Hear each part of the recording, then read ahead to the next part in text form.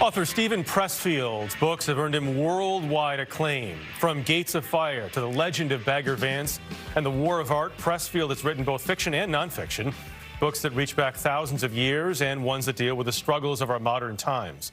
Some of the stories you've seen on the big screen, and maybe soon his latest, called A Man at Arms. But his personal story is just as inspiring.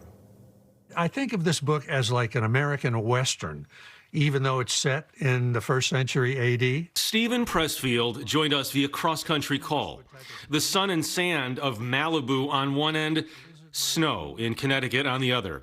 Our common ground, the Sinai Desert, setting of A Man at Arms in the 1st century A.D., shortly after the crucifixion of Jesus.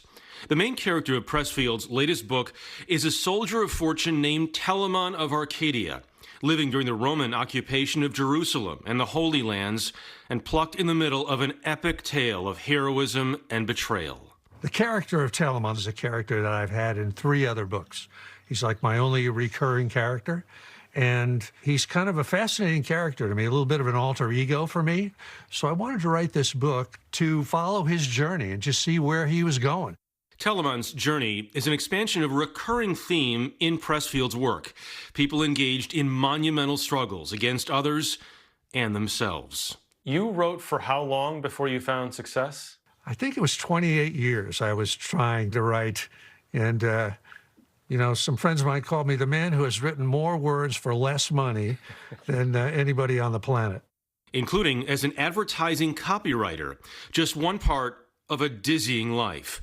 Pressfield was born in Trinidad in 1943 while his father was stationed in the Navy. After graduating from Duke, he served in the Marines before taking jobs as a bartender, teacher, trucker, and fruit picker. 21 jobs overall in 11 states. Meanwhile, the writing rejections kept rolling in. Was there a lowest point? At one point, I was in New York driving a cab, dead broke, living just me and my cat in this apartment, and I didn't know what else to do. You know, I was wondering whether I should hang myself or blow my brains out and how that would affect my poor cat. But here's the positive side of that, for whatever this is worth. After a few days of like utter agony, I said to myself, why don't I go to Hollywood and try to be a screenwriter? Screenwriting, including the forgettable King Kong Lives, didn't really work out, but finally book writing did. Pressfield published his first at the age of 52, the fantastic The Legend of Bagger Vance. Later made into a movie with Matt Damon, Charlize Theron, and Will Smith. I could have killed you out there. Oh, no, sir. See, I set myself directly in front of you. Judging by how you was hitting them balls, I figured that's why I'd be out of harm's way. An even more famous novel followed, 1998's Gates of Fire, about the Battle of Thermopylae in ancient Greece.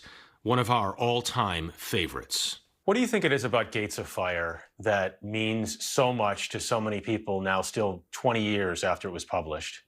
That historical event is such a pure expression of the warrior ethos. It was a purely defensive battle, so there was nothing wrong about it, no conquest elements to it. It was against overwhelming odds, and it was for a great cause, you know, to save Western civilization. Since Gates of Fire, Pressfield has alternated between historical fiction and nonfiction books of guidance and inspiration.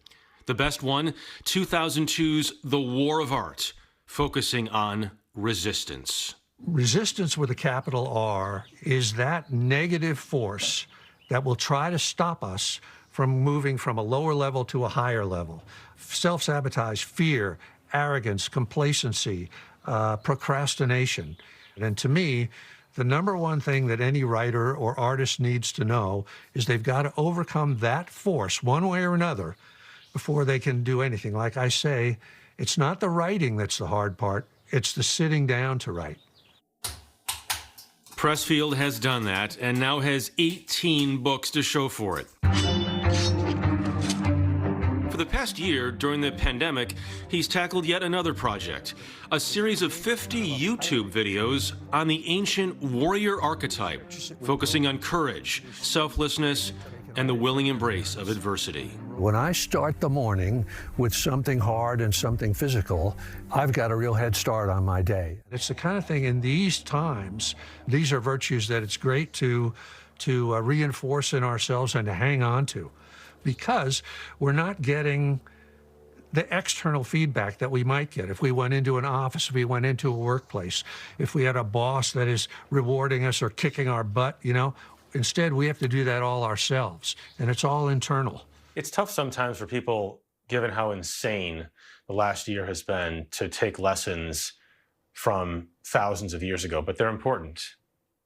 I mean, I think in many ways we're desperate for those lessons, and because we can't really find them here.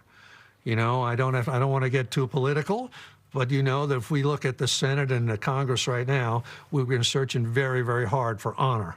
And people are hungry for that, and they want it in their own lives. And so that's why I think it's certainly why I'm drawn to the ancient past. Well, that's the best part about your books. They're not about politicians, they're about warriors. I mean, that's what I'm hoping to do. There's always been this interesting split between people who love his historical novels like Gates of Fire and those who love the inspirational books like The War of Art. I've always liked both. But if you get a chance, I mean, A Man at Arms, his latest, it's just fun. It's interesting relief reading during these times to pick up something that doesn't have anything to do with something that's currently happening. He seems like such an affable guy. Yeah. He's great. Yeah. And appreciating success that came later. I want to know, he had the cat then, if he has cats now, the cat that saved his life. I don't know, actually. I'll have to ask him. Obviously, that cat no longer That with cat us. is It's probably many, no many longer years around, ago. Yeah. but Hey, cat Steven has will tell us. not He's died. great.